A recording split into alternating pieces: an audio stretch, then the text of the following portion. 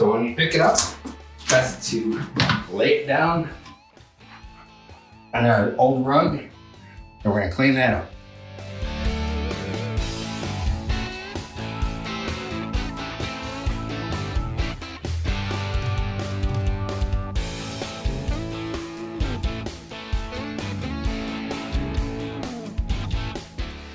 Okay, what you have here is a 3-inch closet collar. It's buried in concrete and you have this metal flange that's going around. But you can also see that this is starting to rust on this side and it's actually lifted up a little bit. So in another video, I'm going to show you how to repair that.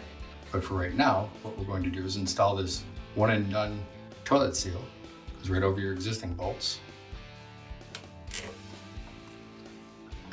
And then we're going to set the toilet.